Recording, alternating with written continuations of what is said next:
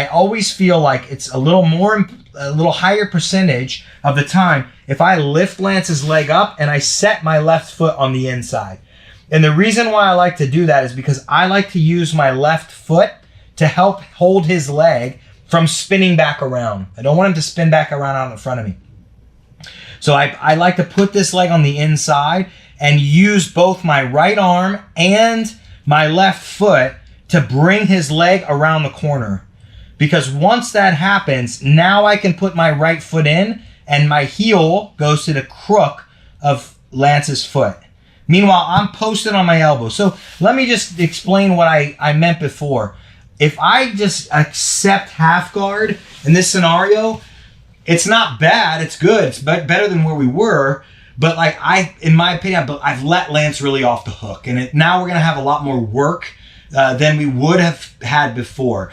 In the position where I was before, which we'll get to it again, you're gonna have a much more offensive feeling as far as your training partner goes. He's gonna feel like he just can't quite get the same sort of pressure on you. We're on our elbow, we have that leg vulnerable, we're gonna turn his knee so that his hip, so that he's facing away from you, and then we're gonna get up. So again, back to where we were.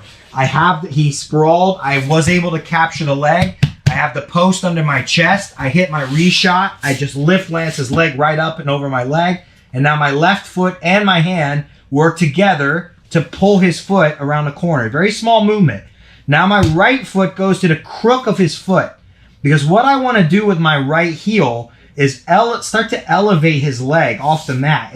What that does is turn his hip, and it puts a lot of pressure on Lance's knee. So when I elevate this foot, I pull it up off the floor and then turn it, I'm able to come up to my knee, and now I'm able to take this leg back out, catch his knee with my left hand, and I've got to this position where now I have a right leg in the middle, I've got my arm from the leg up to the waist, and then we're gonna now put our left leg up and begin driving. This is a real fight in this position. Both he and I have offensive opportunities. His main offensive opportunity here, his main two, are Uchimata's to put me back flat on my back, so he might throw this leg up and I might get flattened. Okay. His other main option is to take this arm, dive it through my leg, and then re-roll me, and now he's got potential leg attacks. So those things are very good for Lance, and I need to be well aware that those things exist. So when he's got this overhook position and my right knee is in the middle, we always must be aware that we can be Uchimata and we can have a rolling leg lock. The reason why, and we're going to address those in a minute, the reason why I want you guys to be on this leg is I also don't want him kicking this leg out and then turning to face me. So if Lance has this leg posted up, he can easily kick this leg forward, turn to face me, and now I have nothing again. So we need to make sure that we hold his knee with my left hand. The other thing that I would love to have happen is that when we're here, because I have an underhook, I want to make sure that my underhook is punching up to the far trap and we're trying to get up on our toe. I would love to have his knee grounded here. It doesn't always happen, but that's what I'm trying to get. I'm trying to drive enough pressure into Lance that knee feels like it's hard for him to post. It's not always going to happen. That leg's going to be posted up quite a bit. We're still going to do what we're going to do here. Now, once we're here, our first move is a limp arm out. We're going to say that you guys have that knowledge of that he may, at any time, roll into a leg lock. Okay? And so rotate around the back here, if I feel that Lance has this leg locked like this, and I'm here, I always need to understand that at any given moment, if I feel his right arm begin to go, I'm going to straighten my leg and leg pummel this off to the side so that it just disappears. Anytime someone starts to dip that shoulder, we have a leg pummel or I have an assist. That makes sure that if he rolls under there, that I am going to be safe. Even when we get here, I'm able to now switch my hips and stay super safe with my legs. This is important because those rolling situations can be quite tricky. We want to make sure that our legs gets free. If he dives, we can either have an assist, or better yet, we do it right away. So we'll look at that now. The second thing that we could do is just preemptively, when we get in this position, preemptively staple the leg. That's totally fine as well, to not have my leg just stuck in the middle. Now, back to our limp arm. Our first movement in general is gonna be a limp arm. So we're gonna drive into Lance, and then I'm gonna turn my palm up to the ceiling, lead with my elbow, hit a great big circle, and then we've now limp armed, and we're behind our training partner. Most of you probably are aware of what a limp arm is.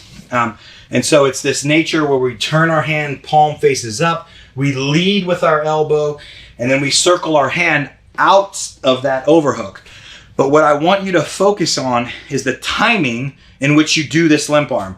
We need drive, and then we need to pull back. So there's a drive and a pull back. And when we pull back, that's when we go, because that's when the space is gonna happen. If you try to limp arm with no drive and pull back, his overhook is just gonna crush your arm. It's really, really a tight position. So you need a tiny bit of space. The way that we to create that space, I always say, is on the way down. On this way, it's the way back, but we push in hard, pull back hard, and then we limp arm. So it looks like this. We've got this position, my leg's on the inside, and if we preemptively leg pummel, that's fine. If we didn't, we can always leg pummel after we limp armed. But then it's a drive in hard, and then because he's gonna be driving back into me, I need to pull back quickly, faster than he's driving in. So then we pull back, we get the space, and now we limp arm out. Once you guys are here, I wanna put this knee into the gap and make sure that if I didn't put my right foot on top of his, it goes on top of his now. So it goes into the gap, and now we're ready here. If your leg was in the middle, like this, when my knee goes in the middle, my right knee comes up. That's very important, because we know that this hook I can use my right leg as an assist to put a hook in, but it's very important that my knee is raised so that there is no more rolling counter, because now, if he wasn't trying to roll and counter me before, and it's in his arsenal, he certainly will now. He's lost the overhook. He's gonna be into defensive mode. He needs some sort of counter opportunity. That rolling position is a very good one for him. So we need to be smart with our inside leg. So again, we get up on a single from the cross side. He sprawls. I've got the leg. I take my reshot. I lift Lance right up over my foot. My left foot catches his. I use my hand and my foot to turn. We go get the crook of his foot with my heel, and then I'm gonna pick the crook of the foot up. I'm gonna pick that up. Once we have control of that leg, we can come to the waist. We can get our leg out of there, holding the knee so there's no kick out. We drive forward hard. We pull back hard. I limp arm, my leg's still in the middle. So then I put my knee up, and we're ready to go. Let's look at making sure that you really get a good look of what I mean by heel into the crook of the foot. So from this angle, when I pull Lance's leg in, this foot blocks, this one gets right in that crook. So it's gonna lift like this. I wanna lift Lance's foot up off the mat. That leaves this room some space, this leg some space, so that as I come up to the waist, my left leg easily leaves. That's very important. And now I block that leg, drive in, drive back. And now because my leg's in the middle, I'm gonna make sure my knee gets to the ceiling, points to the ceiling, and it's safe there.